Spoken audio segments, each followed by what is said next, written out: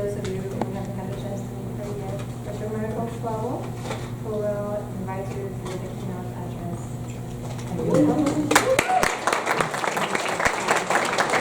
Good evening, everybody. Last year, I had the honor again of introducing the keynote speaker, and I watched the video later on that was on the website, and I realized I talk longer than the keynote speaker. Tonight, I'm going to keep it short. Okay. So we are very, very honored to have Dr. Paula Green with us tonight. She is one of the mothers of the field, one of the elders of the field. She's been involved for decades in this field, in peace building and social justice work and activism and advocacy. And she is now Professor Emeritus at the School for International Training in Brattleboro, Vermont. She founded the Peace Building Master's Program there. Was it called Peace Building? Is that what it was? Master's in Peace Building? And Conflict Transformation Program there. And she is the founder of the Karuna Center, which is a nonprofit organization which has worked in 25 countries all over the world doing peace building work. And we especially wanted to have her here tonight because she does dialogues, and she has done dialogues all over the world. And now she has turned her attention to healing, the doctor healing themselves. And she is now working on dialogues in the United States, and she has conducted dialogues between red communities and blue communities. Okay. She has conducted dialogues, black-white dialogues, racial dialogues, and she's conducted dialogues between Jewish and Muslim communities. So I think she has a lot to share with us, both internationally and domestically. Whatever your interest is, she has a lot to share with us. So let me just turn it over. And this is really the most important thing. Last year, she won the Peacebuilder of the Year award from the Alliance for Peace Building, which is just a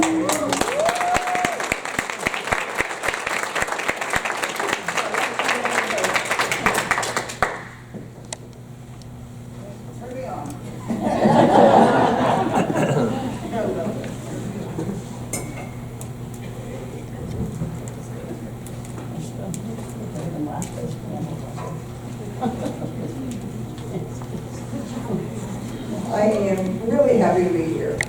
This is a very familiar audience. The School for International Training is a program very much like this one. And I started their master's program there when I first arrived in 1995. And in 1997, I started a summer Peacebuilding Institute there called CONTACT, which is an acronym for Conflict Transformation Across Cultures. And every year, we would bring about 60 people to our beautiful Vermont campus, beautiful in the summer anyway, for 3 weeks of intensive training, education, skill building, and dialogue across just about every division that you could imagine in this environment.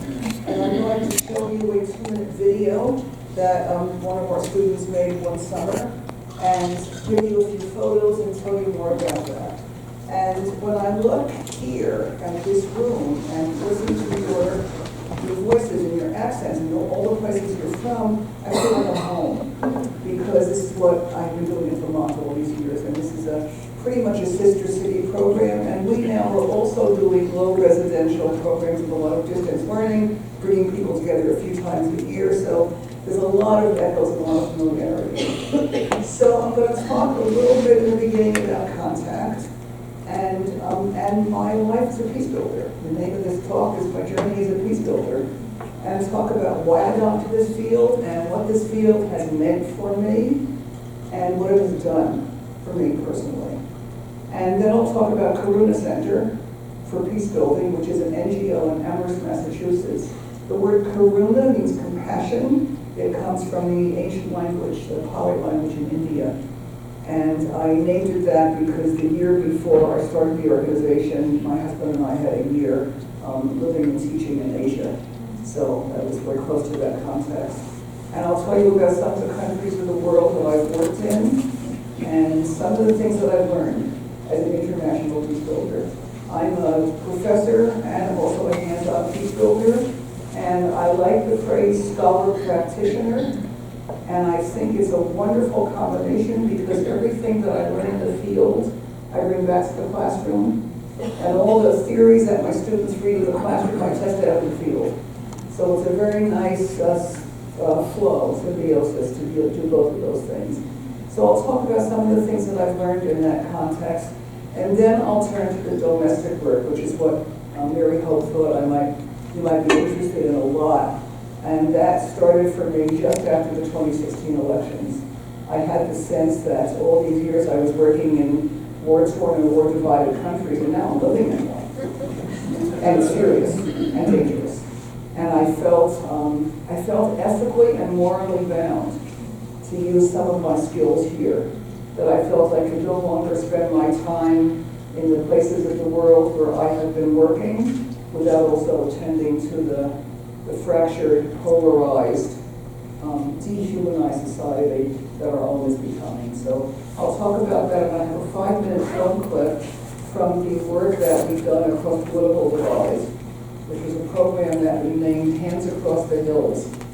And it was between my community in western Massachusetts, which is one of the blue bubbles of the country, a progressive community, and Letcher County, Kentucky, in the coal fields, which is a very big red bubble community.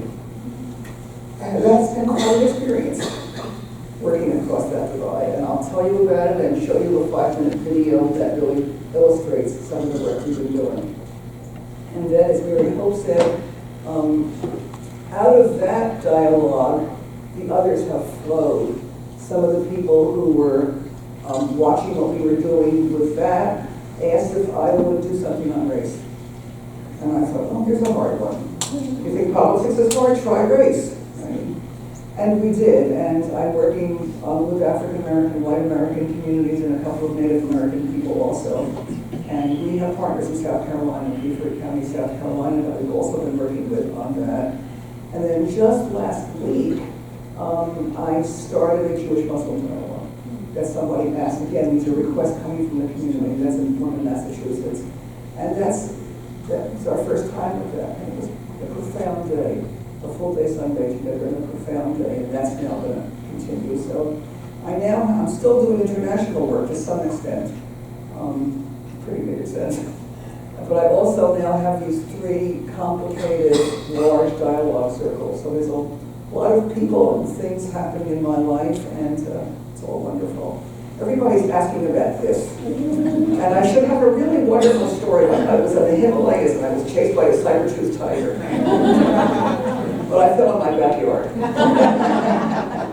And it's in the healing mode, but I'm a little discombobulated right now with it, but it's getting there. So anyway, let's get into this. This is a picture from the contact program. This is the kind of summer institute we have. It looks like you, but it's just the same kind of diversity and wonderfulness as groups like this one. And residential was wonderful because for 3 weeks we were in the dorms, we were in the dining rooms, we were doing stuff on weekends, we were endlessly having time together. And people came from all different kinds of conflicts and all different kinds of contexts. And so I had a wonderful opportunity for working with people across every divide you could possibly imagine. And we did very well with that. There's a classroom picture here. And another classroom picture. And this is myself teaching with a colleague named Joseph Severenzi. He's a London colleague of mine.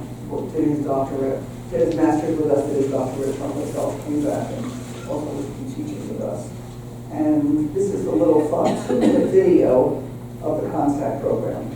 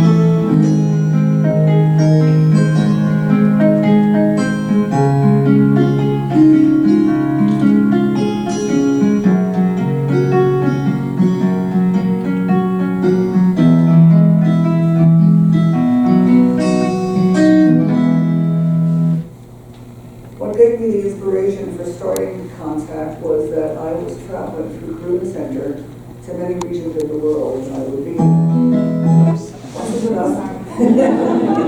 I would be in Sri Lanka, and I would say that Sri Lanka is struggling with their civil war. Here's what they're doing in Bosnia.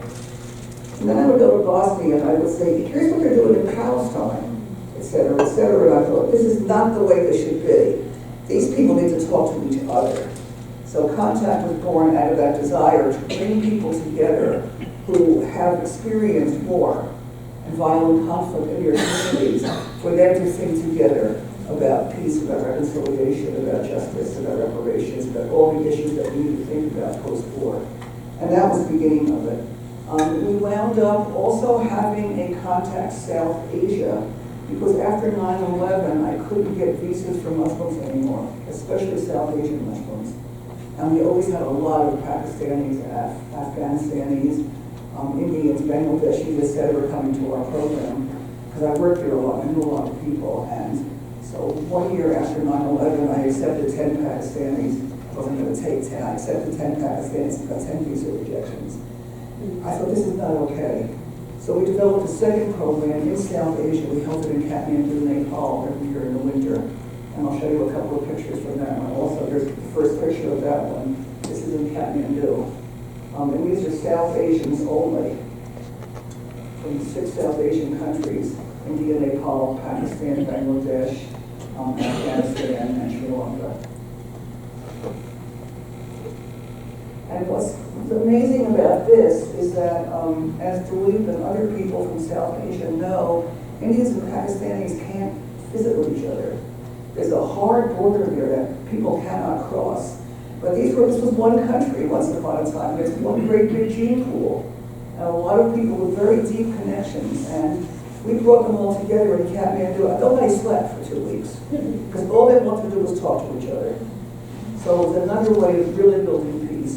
We also ran programs in many regions of Africa: South Africa, West Africa, and East Africa, that I worked on with African Peacebuilders as my co-teachers. And then we started a graduate certificate program, because some people said, 3 weeks is great, but now I want to get a certificate. Now I want to get a master's degree. So we started, again, like this one, a low residential master's certificate program, where they would come in the summer, go back to their home countries.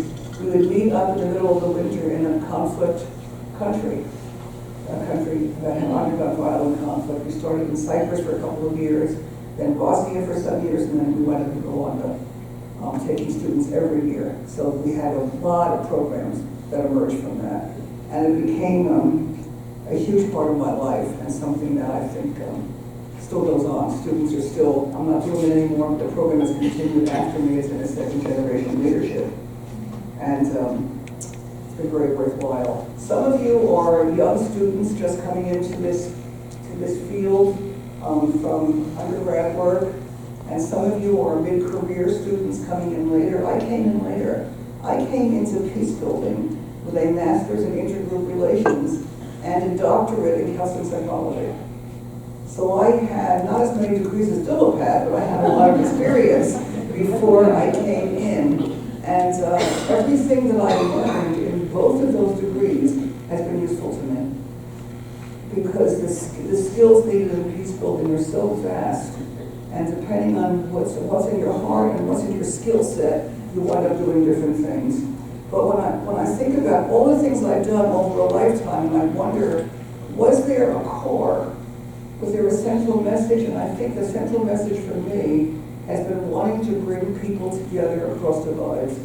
So I think what I'm doing now with politics and race and religion in this country is an echo of this Contact program, this Contact South Asia program, and the work that I did at Karuna Center over the decades. It seems to me that when we see people of other identity groups in a way where we are devaluing them, we are taking the first steps toward the destruction of our own country. And that's my worry about this country now, because I've seen this in so many places. And the devaluing leads to a kind of dehumanization, and the dehumanization escalates. And when you don't know people, you don't care about their well-being. They don't matter.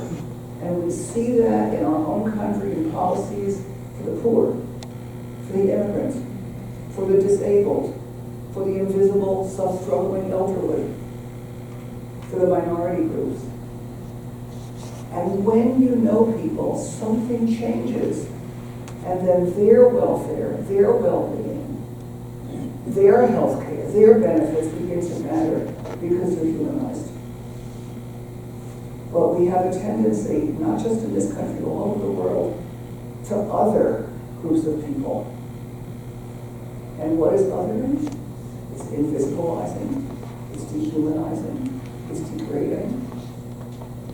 And it leaves people in a kind of desperate state psychologically where they may do things that are very unskillful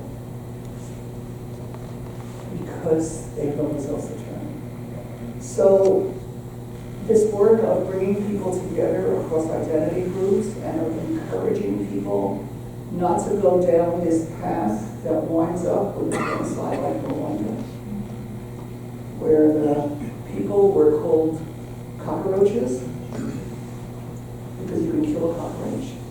It's not human beings anymore. When you go down that path, that's the danger of it. So that's what I've been doing for my lifetime in various kinds of ways.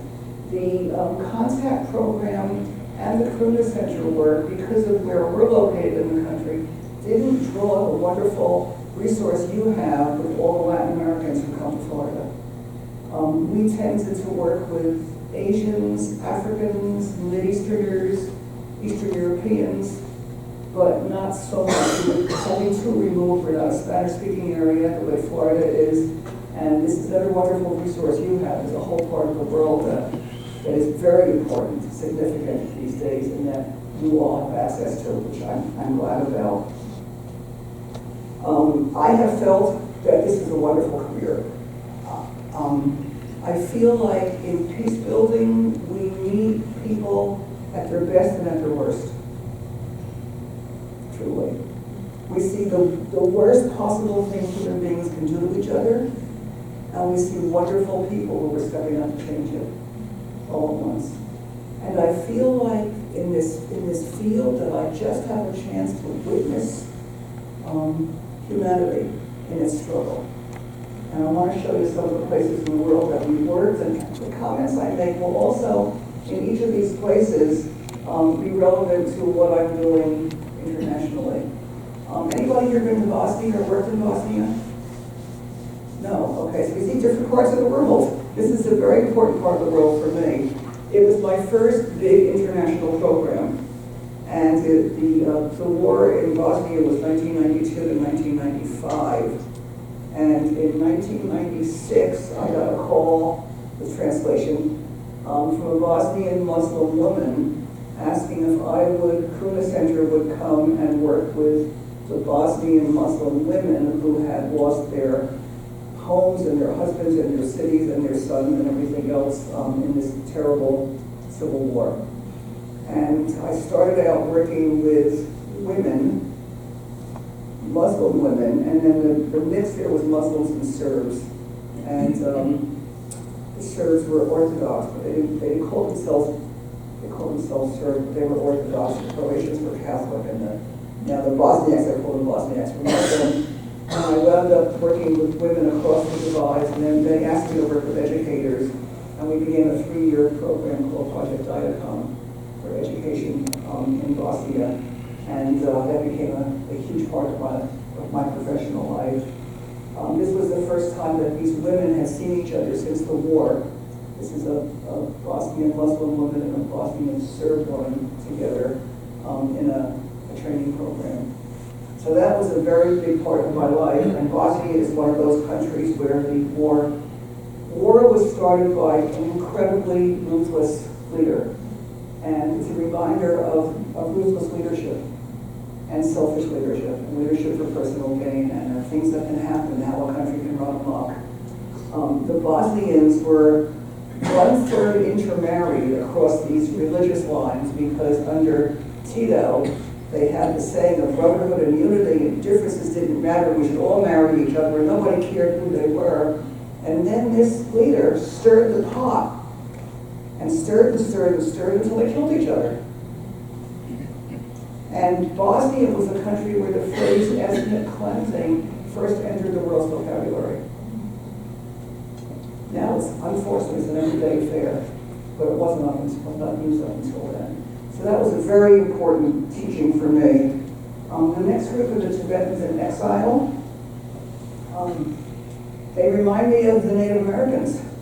They look like the Native Americans.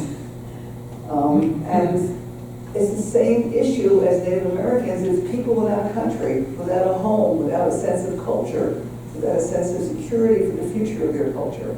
And they live in India now, the ones who have left Tibet.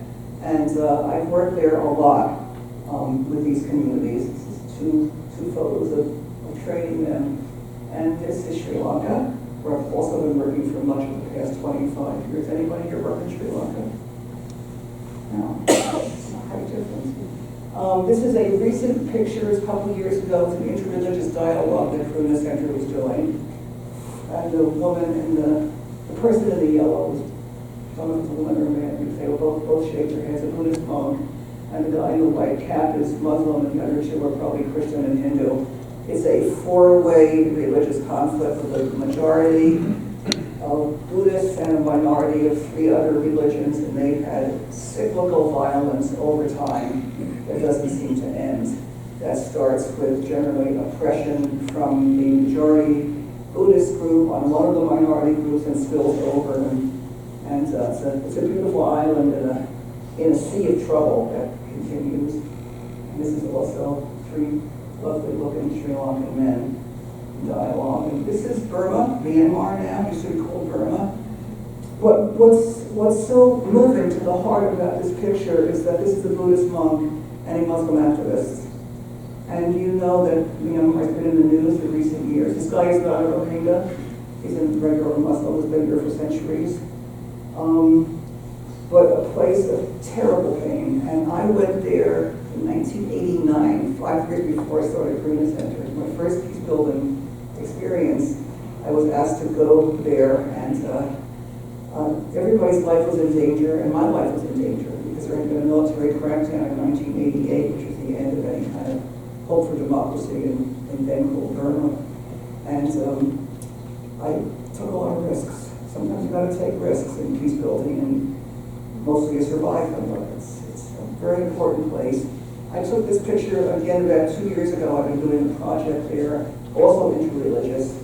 The Hindus and Muslims, this is the history of Dilip would know, the Hindus and Muslims were brought in by the British to work in Burma 200 years ago.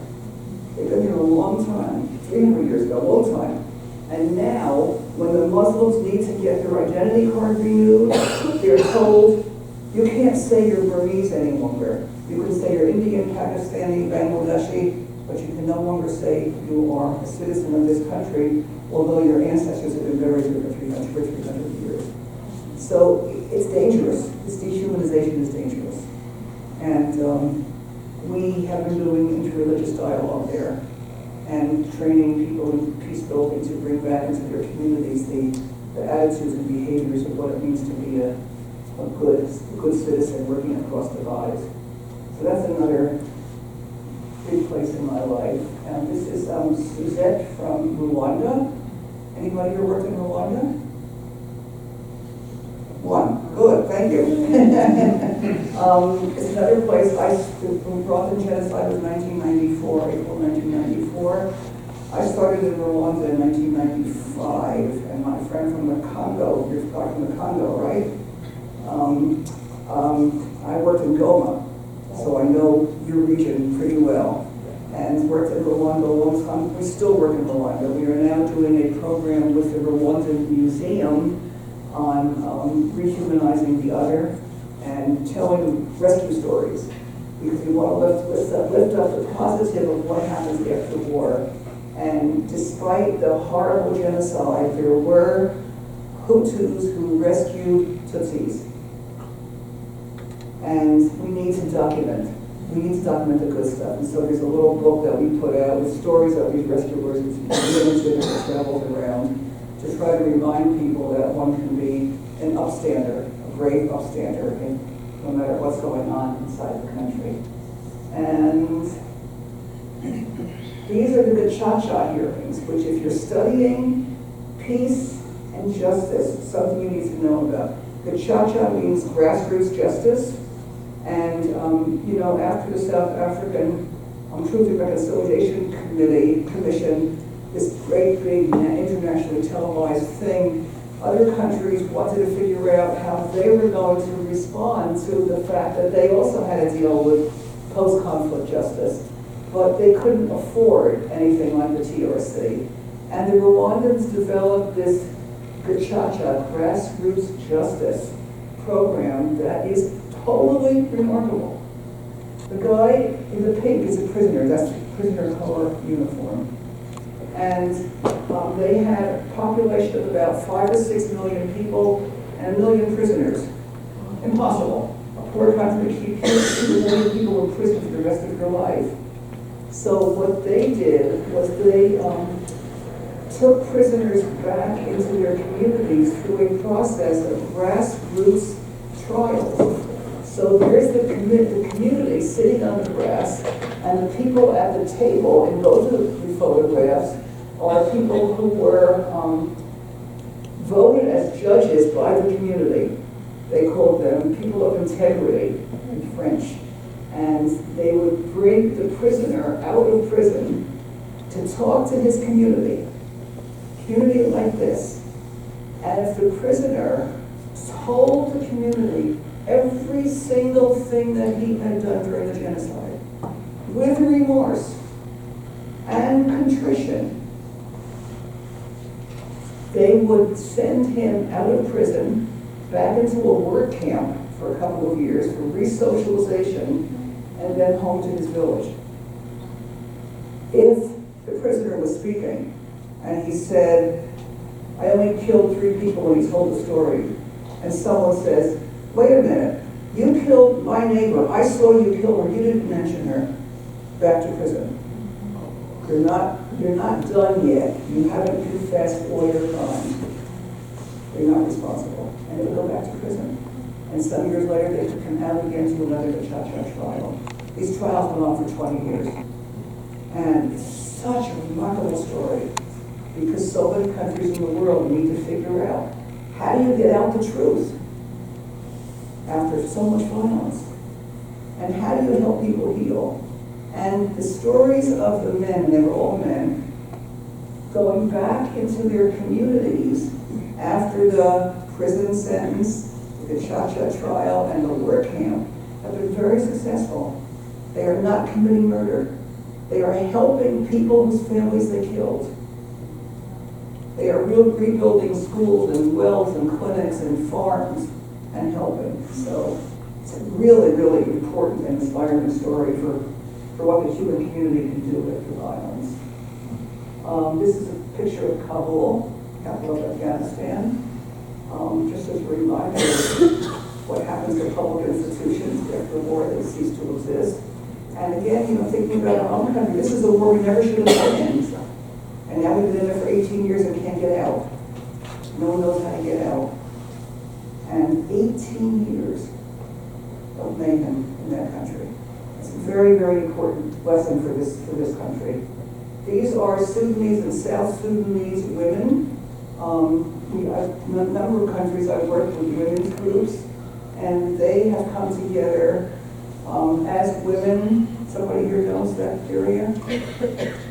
They have come together as women, first to build bridges between North and South, although they're told not to. These are women who said, we don't care what we're being told. We know that we need to make peace with each other. And then to help the women of South Sudan as they gain their independence, and now that independence has fallen apart, and there's constant war in South Sudan, and these women are still working together this is in Addis Ababa, Ethiopia, it's where we brought them together, and they're still working together. And there's a wonderful picture of me and Archbishop Tutu, and I was a lot younger and so was he. One of the places that I worked in. My last photo here, almost last, these are Israelis and Palestinians. I started there about 25 years ago, and I was there last summer, and I'll be there again in January, and it never ends. And nobody knows what to do. We keep working with women, with young people, with teachers, with anybody we can work with, to try to build as much connection as we can, because there's so much toxicity and so much fear. And the question that I get left with on this one is, what do you do when you have two completely traumatized populations? And how do you heal the traumas of any community, let alone two communities sharing land, when both communities are completely traumatized from their histories and can't untangle themselves, let alone try to work together? So it's one of the world's tragedies. And this shows no signs of abating. And it's someone's fault. It's a terribly frozen, stuck situation that they cannot untangle themselves from. Right now I'm working with educators, always in another project with Israelis and Palestinians. Last summer, in July, and next January, I'm working with the same group of educators, again, to try to help them with curriculum and textbooks and whatever they can do to try to bring more light to their students, Israeli and Palestinian students, about the other. And I think the last, oh, look at this picture, I wanted to put this in. This is the wall from Ramallah, from the Palestinian side. You know, we're talking about building this wall now, and you think about walls and what walls do. The Israeli side of the wall, the whole thing is great, end to end. The Palestinian side of the wall, almost every foot of that wall, all the way along the hundreds of miles, is covered with graffiti. And I thought this one, of this child trying to get over the wall with the balloons, just so poignantly tells the struggle of what it's like to live behind walls. So it's a reminder of watch out for walls, because they come our way. And this is a very sweet story. 10 years ago, in 2009, I was given an award by His Holiness the Dalai Lama as an unsung hero of compassion, very sweet phrase, with 49 other people in San Francisco. There was some nominating process, and somebody really nominated me. And when I got the email, I thought it was a joke. And I was deleted at ha ha ha, very funny. Dalai Lama wants to give you an award, right? And it was quite a wonderful part of my life and my coming up. So those are some of the things that I've learned, and most of the work we do when we work overseas is around multi-year projects. I don't like to do one-offs. I like to work deeply. So we try to get grants that are 3 years, and we try to repeat them until some places I've been working for decades, because we want to go as deep as we can with the transformation of people. Most of our work is government funded, which we don't like, but there's not much foundation work. There's not many foundations supporting international peace and justice work these days. And before Trump, there was quite a bit more from U.S. aid and U.S. Insititute of Peace. There's still some, but it's trickling downward, unfortunately. And mostly you cannot get any grants for conflict prevention, which is crazy. You get grants after the fire. After the barn is burned down, they give you a grant. They go fix the fire. But the work that we need to be doing in our own country and every place else is prevention work.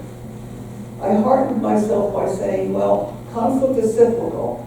So going in after a conflict prevents the next round of conflict. But the truth is that it's not a good system. The funding stream ought to be, trouble is brewing, what can we do ahead of time to try to catch this before it becomes another war, another genocide. But it's very hard to do. I want to talk too long. I want to have time for questions. I'm going to move on. So one of the things that I work on a lot is prejudice, because I think our prejudice gets in the way of our being able to do anything. This is a museum in Los Angeles. It's called the Museum of Tolerance, and I was out there to give a talk. So I went to the museum, and they had an exhibit on prejudice. And at the beginning of the exhibit, there's 2 doors. And you walk into the museum, and you have to choose which door you're going to go in. And you can't see what anyone in front of you is doing. This is just a private little door. So I stood there and I thought, well, what do I do? Do I say I've worked on myself all my life? It's okay, Paula, you're pretty good. You can go in the non-prejudice door. Do I do that, or do I say, no, I still have prejudices? Anyway, if you go to the green door and you pull it, and you pull it, and you pull it, and it doesn't open. And it's such a fabulous teaching story that every human being has prejudice. And our job is to work on ourselves until we don't have it. And I tell that story a lot because a lot of us like to think we're not prejudiced. And you can't live in any society and not prejudge other people, because our busy minds do that all the time. And learning to work with that is a very important part of our becoming peace builders and learning for us to work with ourselves. People who have been through violent conflict, the first question they say to me is, how did we do this to each other? How did we get here? Why did we kill each other?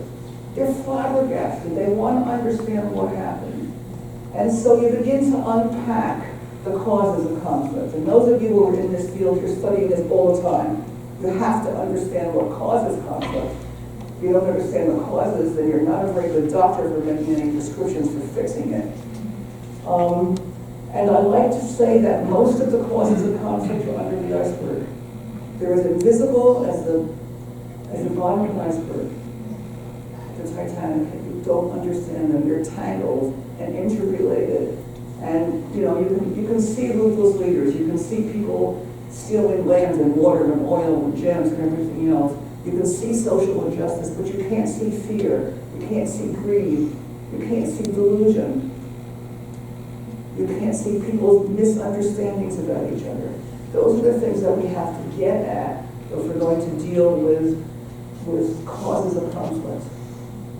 And you don't see traumas so much. They're pretty hidden. So there's a lot of work of looking under the iceberg when we're studying causes of conflict. Like you study those a lot, you know about that. The other thing I look at a lot is basic human needs, and again, there's dozens of diagrams on the web for basic human needs. Some of them get cute and say coffee, or internet, which maybe is a basic human need now, who knows.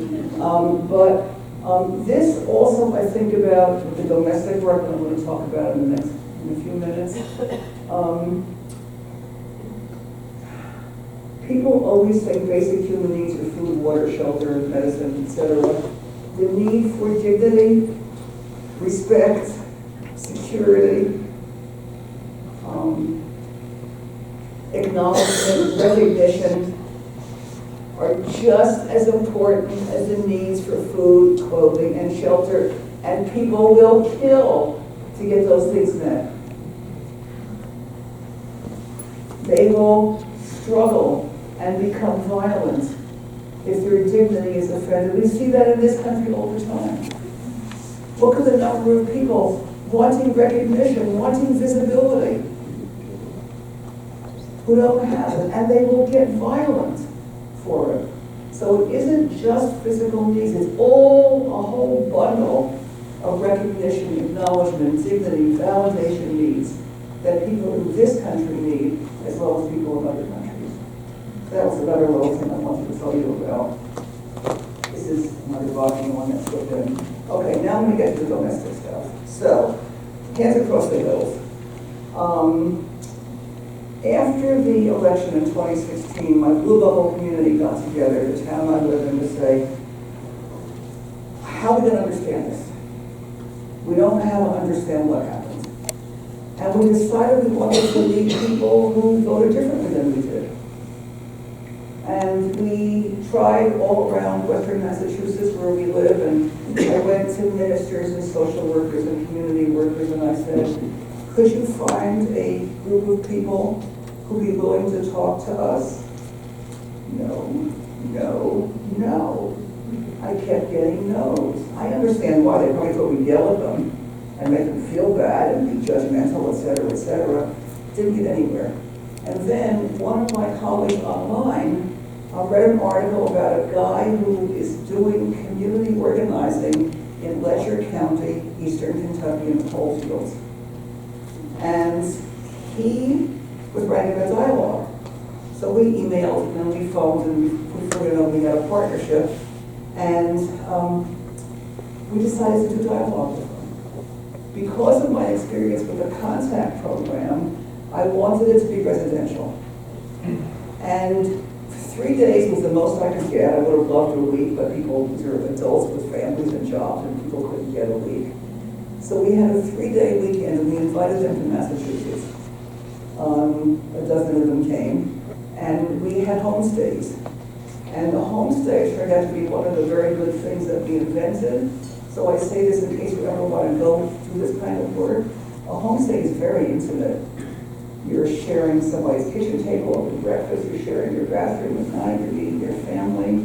And some of the strongest relationships that have come between Kentucky and Massachusetts have been with the pairings for homestays. So they came to Massachusetts for 3 days, and I thought, I don't know what's going to happen here. Except that I've been doing dialogue overseas for 30 or 40 years, and I thought if I can do it in war zones, I can do it here. And we had a hard, remarkable time. It wasn't easy. We have very different politics, deeply different backgrounds and lives, but we bonded gorgeously. And 6 months later, we went there. And we stayed in their homes. We toured a coal mine. We went to coal camps. And we learned about life in the coal fields and the tremendous suffering of people there. And I got to understand their votes. Because I saw them fully as human beings. And their life histories and their grandmother's histories, etc. And now they're coming back again in 3 weeks in Massachusetts. They want another round. And I said, well, what do you want to talk about? And they said, social class. And I thought, wow, that's pretty unusual. You know, the social classes are different between us. They're coal mine people. They're struggling much more than we're struggling. But they want to talk about how do we help the have-nots in both of our communities. And we also want to talk about what's happened to us with 2 years of relationship. And what's happened to me is letting go of a bunch more of my prejudices. It's been wonderful for me, transformative, to know these people and then to say, oh, well, now I understand how somebody someplace else feels because I can relate to how these people feel here. So it's been remarkable, and it's become very famous. I was in the New York Times, in the New Yorker, in public radio. Everybody sort of latched onto this because there's such a desperate need in our country because we're so polarized. So this program has gotten a lot of play, and it's resulted in all the other trickle ones that are happening now. This is where I want to do all my focus. Here's a group of us. We use the Quaker Meeting House in our town in Massachusetts. This is all of us together. We were about 15, they were about a dozen. That's the size of our community. This is one is in Kentucky. Another dialogue, questions that we wanted to ask each other are taped on the wall. And here's one part of the group in Kentucky reading newspaper stories about us. And here's the video. This is a 5-minute video from our first encounter together in Massachusetts. It's quite wonderful.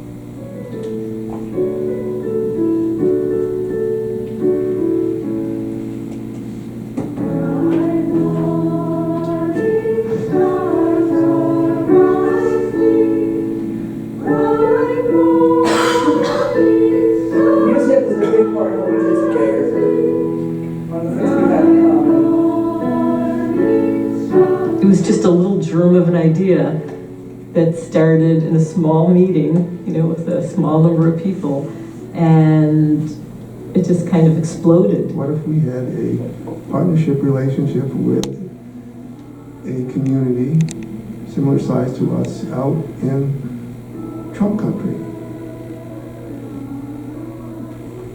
Oh, what happened to Sam? What happened to Sam?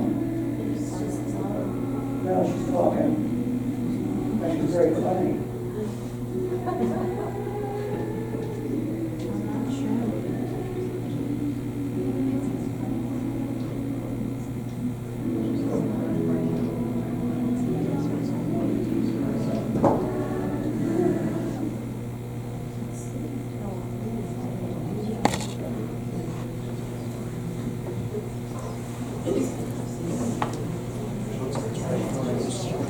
Keep going.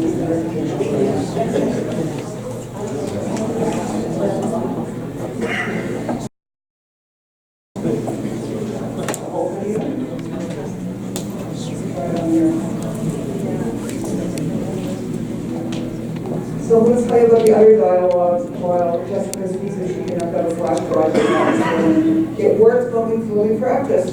My aim will be to hold everybody in a container that is tight and safe and private and rich. We have a dance also. The dance is here.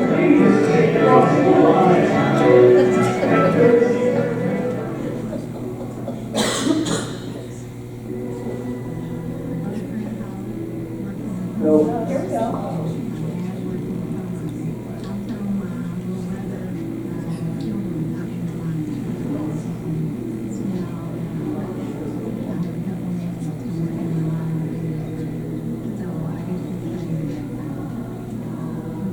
Too bad I want you to hear what Kentucky is. It's really. They want my kids to be coal miners. If that's what they choose, I don't want them to be Alaskan kingfish. You know, I don't want them to do dangerous work. I want them to do, that would be my choice. If they choose it, it's okay. But I do not want them to live in a place where that's their only choice.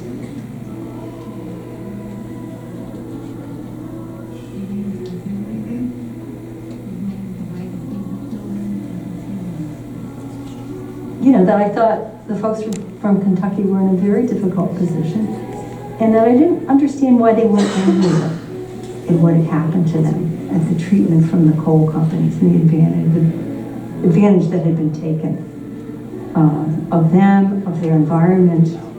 And granted, it provided a living, but it also took an awful lot.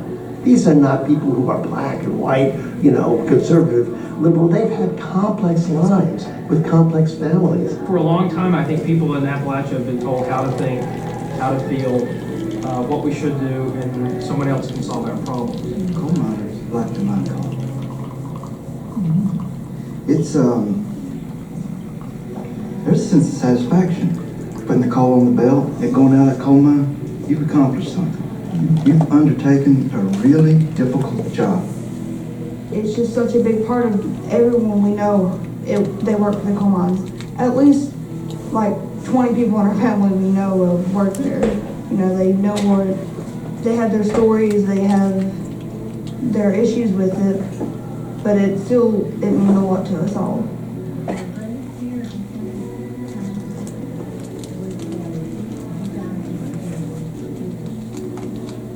I'm so sorry you can't hear her. She's so good.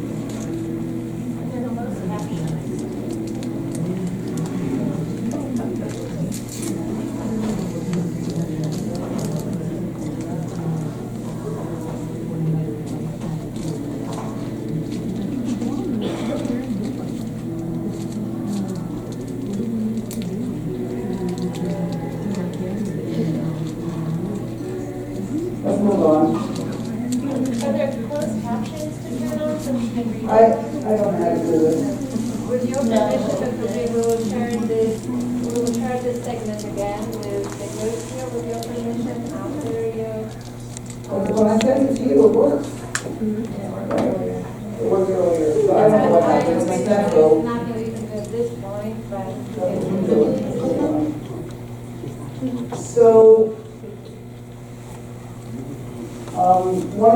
the lines that one of the Kentuckians, we had a couple of events in town I live in Massachusetts, and 300, we expected 50 people and 300 came. People were so excited about this project. And one of the Kentucky women said, she felt like she was going to a foreign country. She wondered if she needed a passport. And then she said, one of her neighbors said, okay, it's okay if you go, but don't bring any of them home with you.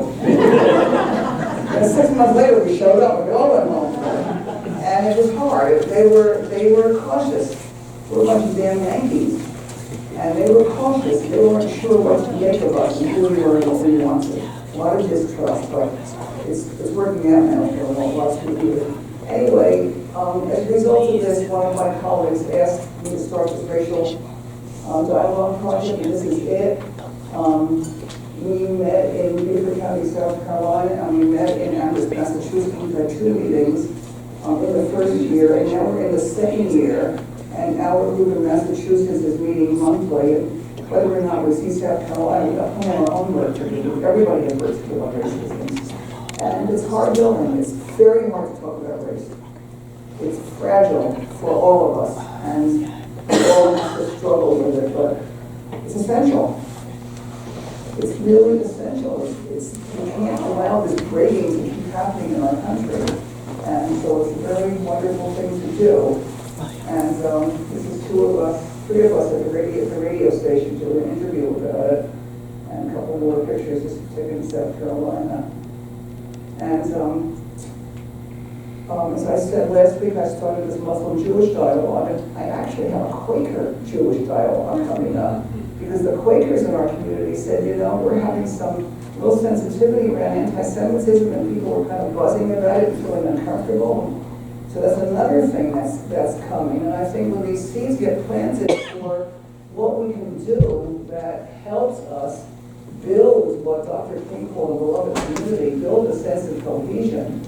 And I feel like the narratives can either be about bridging or about breaking. Narratives can be about, isn't it wonderful that we're so diverse? Instead of, isn't it scary and horrible and dangerous that they are taking our jobs?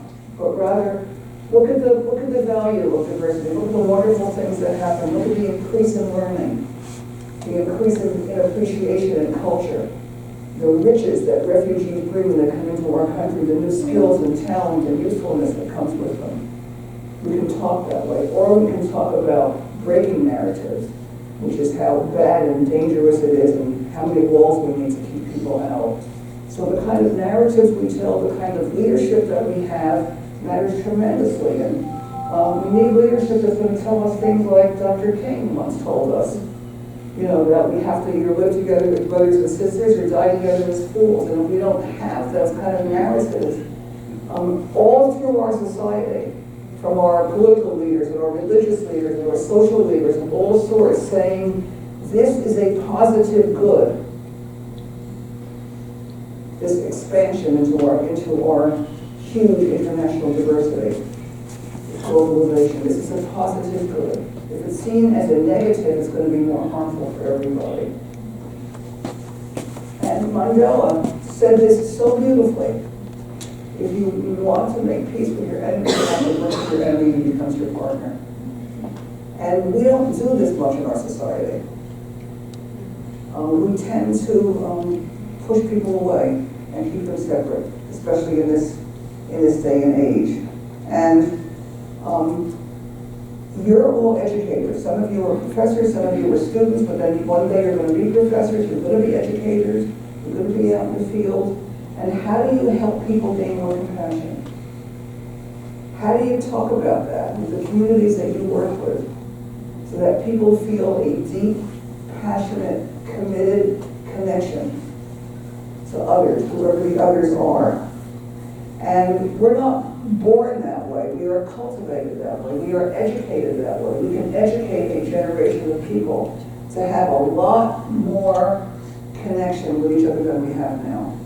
Mother Teresa has a wonderful comment. I put her picture on here too. Mother Teresa said, the trouble with humans is we draw our circles too small. And I like that a lot, there she is.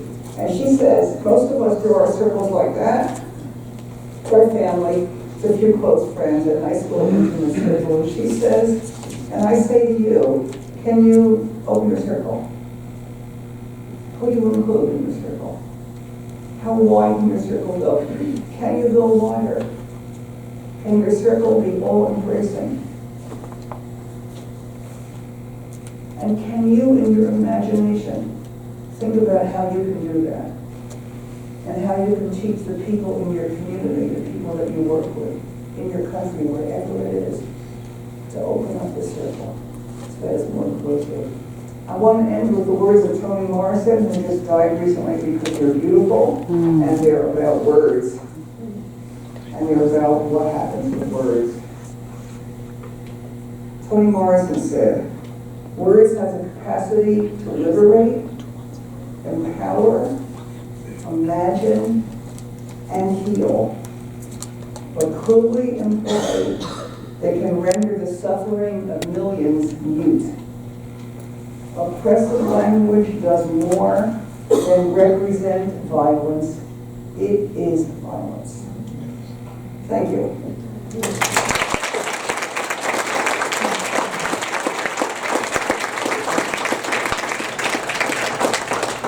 Conversation, questions, comments?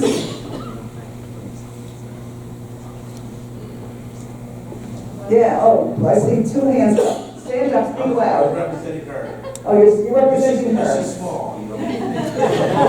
She looks like she can handle herself. Okay.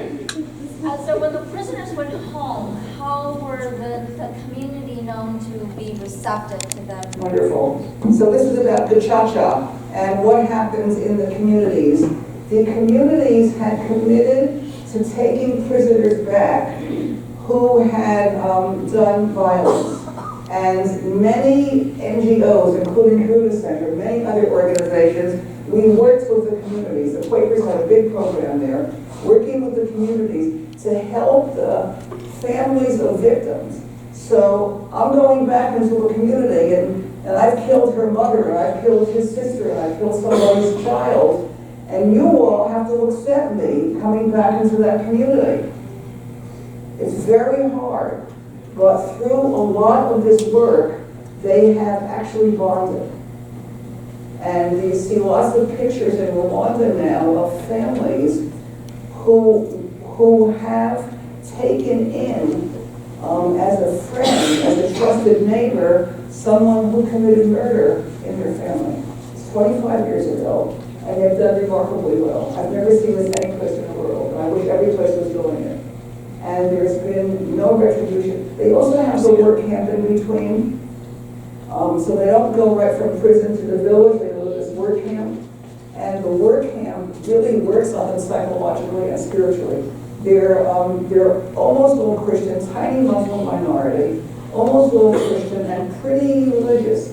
Catholic, Seventh-day Adventists, pretty religious groups, and prayer and spirituality is important for them. And so they have priests and ministers in the work camps, as well as people working on the psychological, personal level. And it's holding. It's working really, really well. It's a good question. Yes, Robin. First of all, thank you so much, not only for the work that you've done, for coming and telling us about it and sharing with us. I'm interested in the dialogues that you've been doing between the blue and the red bubbles. Yes, everybody's interested. That's really hard. And I'm wondering, you've gathered the group, they've agreed to meet in the room. How do you begin? Great question. Process? Great question. I asked that question myself. Okay, I got 3 days. That's all I got. I don't have time for too much small talk. I don't have time for too much building up. But you can't start with the hard stuff. You can't start talking about Trump on the first day. You gotta wait for the second day for that. So I thought to myself, where do I start? And I thought, I need to start with something we have in common. What do we have in common? We all have families, for better and for worse. We've all got families. So I'm going to start with family stories. So you saw in the video that there was an art exercise. A friend of mine who was an artist came in, and she She had everybody take a piece of paper, about like that, and make an art drawing of a family story. And everybody did it, all the people from Massachusetts and all the people from Kentucky. And then we walked around and looked at them. And we began to tell family stories. And I thought, this is going to be easy. All the families have things in common. No, not at all. The Massachusetts people have a lot of refugee and immigration stories. We have people who are still coming in, and a lot of people who have come in the past 2 generations. And we had 2 Holocaust stories.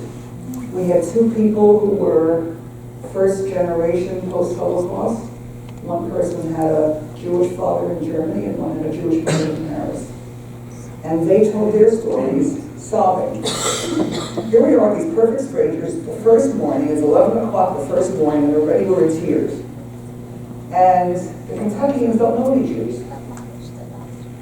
Most of them have never met a Jew before. They didn't have any idea what the Holocaust did. It was brushed over in their history.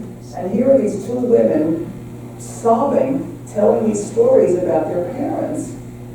And it was like instant transformation. Instant wake-up call for them. And then they started telling their stories.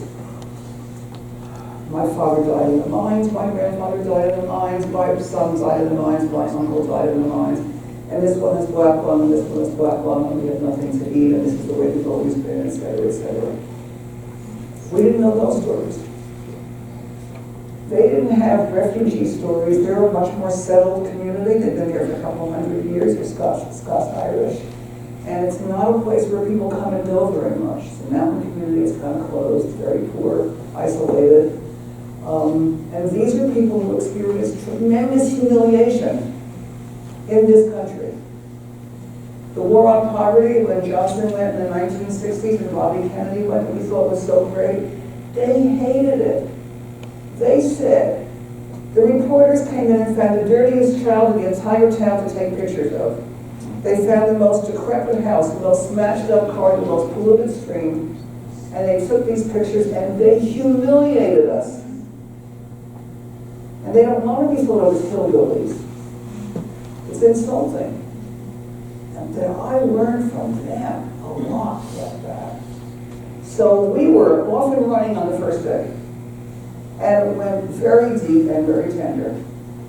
So deep and tender that last year when there was the killing in the synagogue in Pittsburgh, they sent cards and emails to these Jewish members who weren't here to say, oh, this could have been you, I'm so sorry. That's really getting it in a very deep way. And then I knew, so you have 3 days, this is the first day, we're already off and running. The third day you gotta say goodbye and wrap things up as a good dialogue facilitator. The second day we had to talk about Trump. And we did. And it was difficult.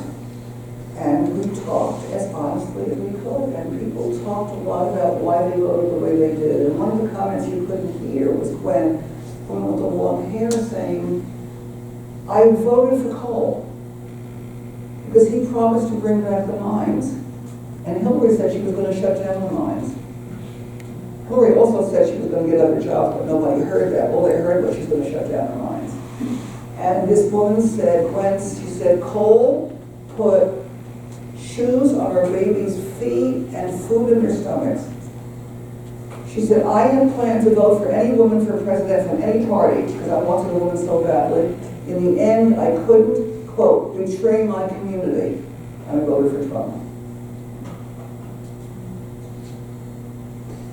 They voted for Cole. And you heard Herbie, the guy with the big white mustache, talking about how Cole was so wonderful. They were so proud of it. They said, we wouldn't have won World War II without us finding Cole. Because Cole still helped us make the war. Because it ran all the machinery ran on coal then.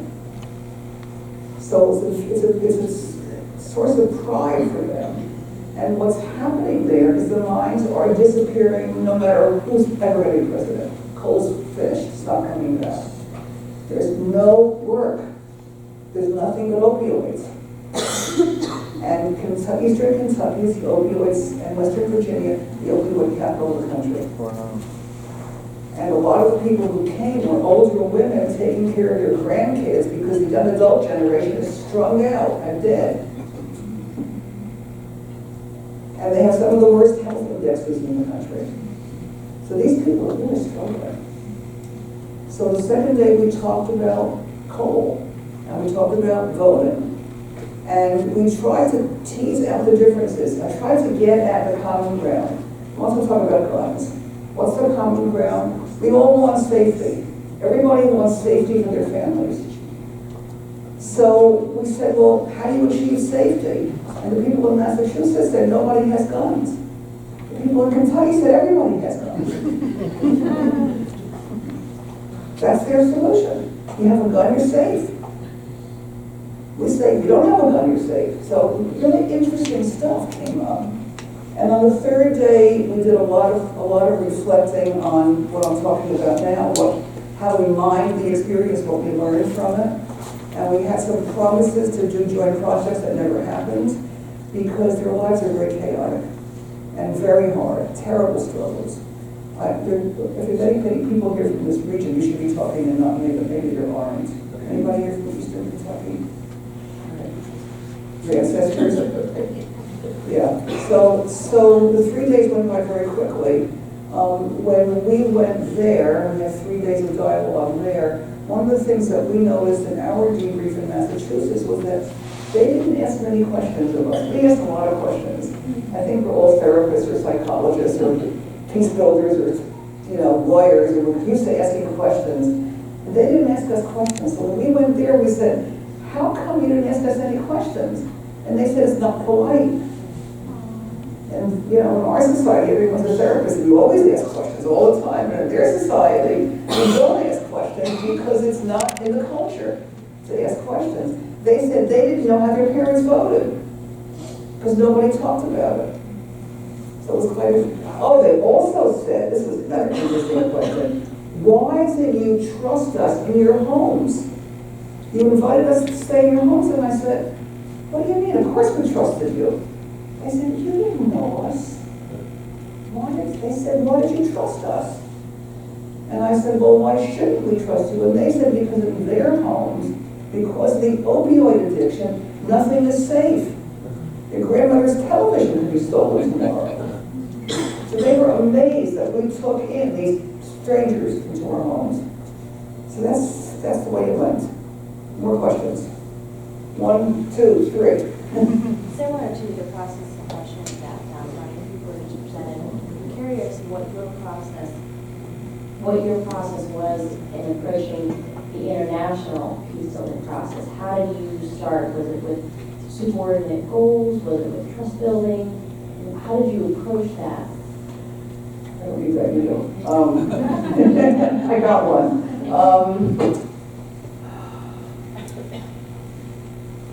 I would say building community would be where I would start. I felt the same need that I feel with the Kentucky people and with the other dialogues, that building community, building trust, starting with that, is my baseline. And it's very hard to get anything else done until then. And I always have subordinate goals in my head, and I'm always thinking about, how are we going to get just institutions here? How are we going to get guns put away here? How are we going to do reparations in this country, or reconciliation? How are we going to do all that? But I always felt like the human dimension had to precede any of those sort of higher level goals, because if you don't get the human dimension right, they won't do anything together. That was my baseline. Okay, next question.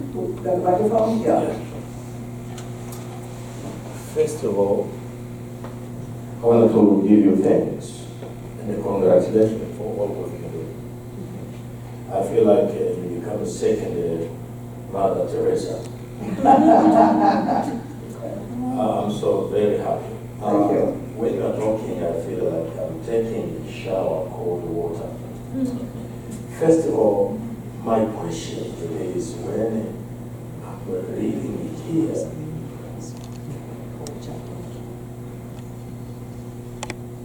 when I'm reading it here, I'm sorry, I'm going to read about you. Consultants and mental transforming conflict, bridging divide. I saw you went to Rwanda, and I saw different picture there, but I did notice a picture you try to make a working group in Rwanda, and there is a conflict there. Yeah. Hutu and the Tutsi, they killing each other. What did you see there? And then what did you see? Who is behind? All they are black, no white, they are black. They are black, Hutu and the Tutsi. They are killing. And this conflict moved from Rwanda, went to Congo. I know it's your country. I know. Now they are killing each other until today. And that's all. First of all, I want to work with you. Please. It's a deal. What did you find there? Because there's no solution. There's People, no- they are dying every day in the United Nations. They are going them also they are doing the same thing. No. What did you see? Well- And how you can help those people? Thank you. Thank you for that, and I'm sorry for what's going on in your country. I know how awful it is. I've been to Congo, I spent lots of years in Rwanda. It doesn't matter if people are all black or all white or all purple. If there's only 2 people left, they still be fighting with each other. You know, we divide on everything. In Rwanda, they were all Christian, didn't matter. All black, it didn't matter. You know, here we have white people fighting white people. It's not about that.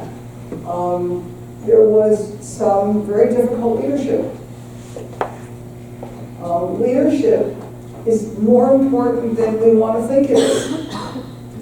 I'll just take one more question after, and I think we'll go. We need to finish this. I'm not done, but I know you're standing up, so it's getting time to end. And leadership matters. The messages from leadership matter. When leaders give out negative messages and stir up the bottom gunk that we all carry of greed and anger and wanting more. Oh, if I kill you, I can have your house. If I kill you, I can have your land. If I kill you, I can have your job. And when that gets stirred up, it stirs up the fact that each of us has greed inside of us, each human being, and jealousy and anger and resentment, and we can throw it at a group of people because our leaders tell us to. And we have a lot of that going on in Rwanda, and Burundi, and DRC. And when that happens, if there's not people standing up with a better message, who have just as much power as those leaders, they get their way. I saw that in Bosnia, and I saw that in Rwanda, and Sri Lanka, and so many other places, in Myanmar, all these places. We don't have democracy, we don't have equal power. We don't have the kind of justice that Philip was talking about earlier. We don't have that, and it's dangerous. And people follow terrible advice. And one of the huge questions that I ask all the time is healing possible? How deeply can we heal genocide in Rwanda or Congo? Do you just paper over the scars and go on about your life to be as resilient as possible? How do you get over the tragedies that we each have in our own childhoods if we have them? Those are hard enough, but what if it's the whole society and everyone contaminates everyone else? It's very difficult. And the human community does not yet have an answer to that, any more than the human community has figured out justice. Whether we'll have time or not, given the climate, we no longer know. But we still have to be working on it. And now we have a lot of traumatized people in your region who are having a really hard time with each other. And the interventions, they're too small. The work that I do is so small, the needs are so big. And the work is small projects. And how do you reach multitudes? unless you're a political leader, and then you may reach them with a toxic message. That's our problem.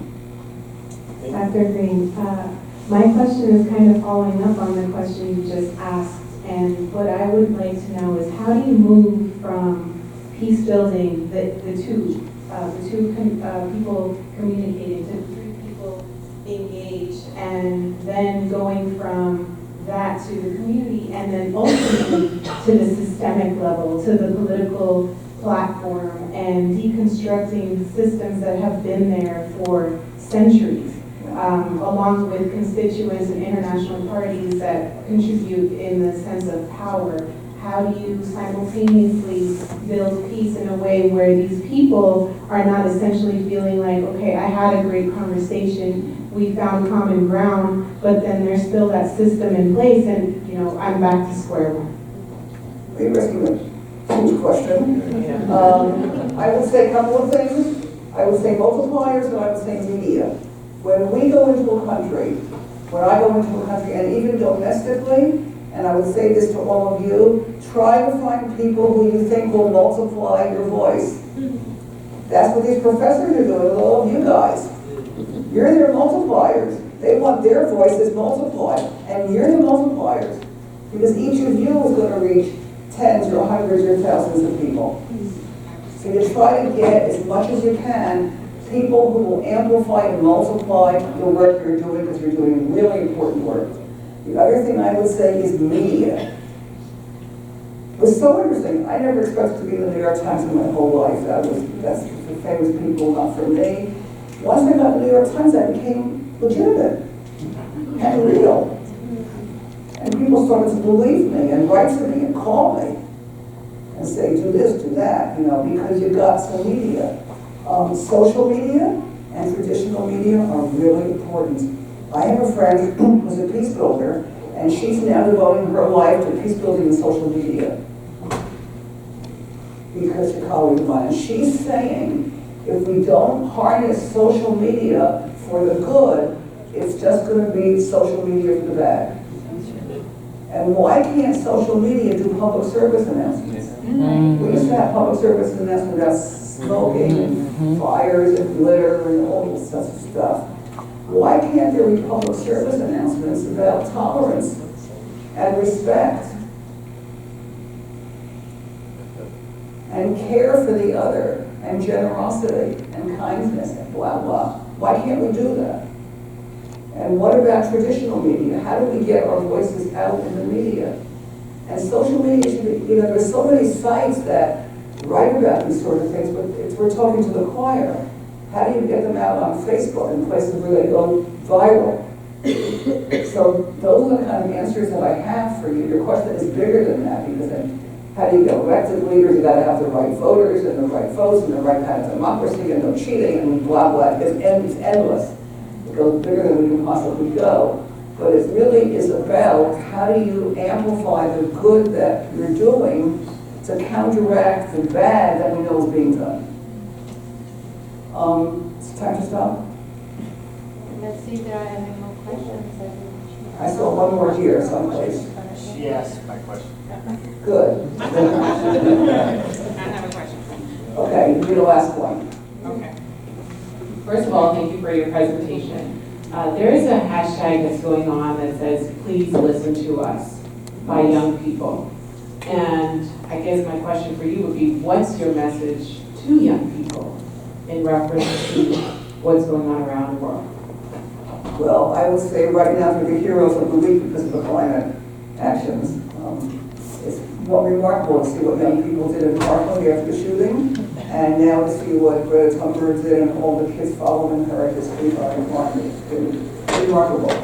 There were 100,000 people on the streets of cities around the world, 60,000 in New York, big marches every place, another one next Friday. So the kids are stepping up and really reminding us that we're responsible for their welfare, and we're not doing a very good job. Around the youth, on the issues that I work with, to answer your question, I would say that I would want the youth to be as outspoken on intergroup relations as they are on climate relations.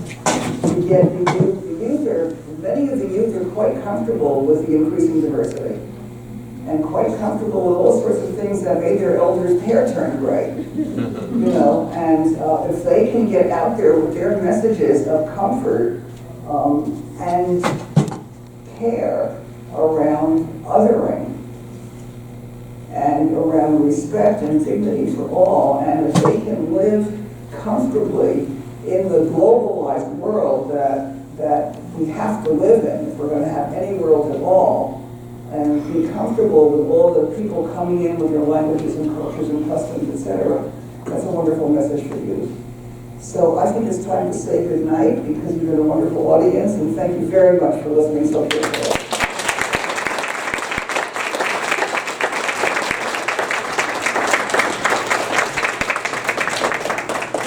Thank you, Dr. Green. I think that the seeds that you planted in our hearts and in our minds will make us think about this presentation for a long time. We definitely walk away with a lot of inspiration and a lot of thinking heads right now, thinking faces, and thank you for your time. We really appreciate it. We have a little token of appreciation from our faculty, the multipliers, as well as our leadership at the college and Student Government Association. We have a little gift that I've given here.